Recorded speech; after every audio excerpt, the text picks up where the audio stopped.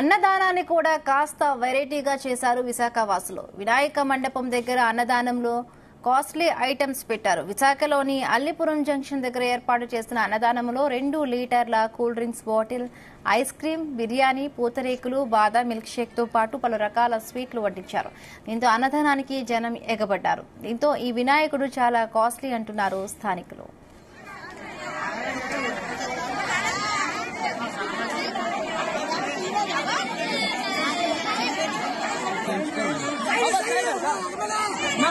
side